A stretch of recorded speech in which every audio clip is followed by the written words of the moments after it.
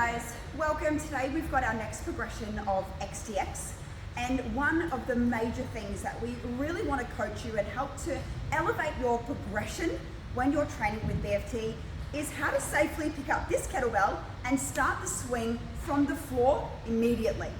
So we will always demonstrate the best practice of our 90-90 setup, our hike, our swing, and then how to safely float it back down to the floor. It is up to you to listen and practice each and every time you come to your session to make sure that we start building that progression. So just to cover those bases, you may want to watch this video again.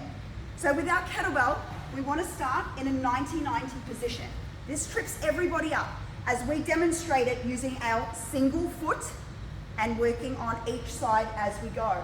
But what we see in here is getting behind it and doing 2 feet at a time, thinking you're going to have exactly the same setup, and it is not. So please take the time, 2 feet behind the numbers of the kettlebell that you're working with, pivoting on your heel and then on your tippy toe, setting 1 foot down at a time.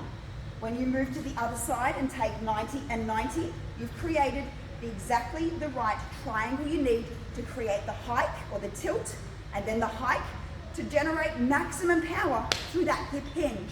So please take the time to set it up correctly.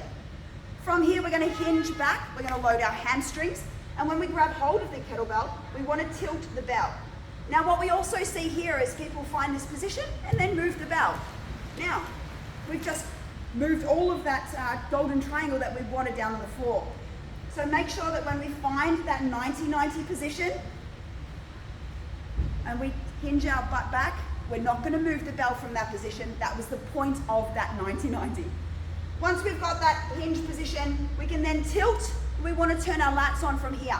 So some analogies that you can use is crushing an orange under your armpit, or drawing your shoulder blades back and down, or trying to break the horn of the kettlebell.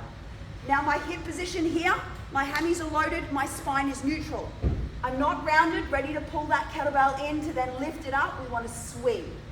So my hips here are in line with my shoulders and my knees right in the middle. From here, when I go to pull it in, I'm going to pull it in hard into my groin and stand up tall. I'm not going to try and lift the bell, I'm going to use momentum. So from here, breathe and brace, everything on, pull it in hard, and then we're going to stand up. From here, it's a hinge. It is not a squat. So driving your hips back, we're allowing that kettlebell to float down as we push our hips back. When we want to stop the movement, we don't want to stop in mid-air, we're going to float it down. If I want to stop the kettlebell that's moving in that momentum, it will look like this. And that's what we see sometimes.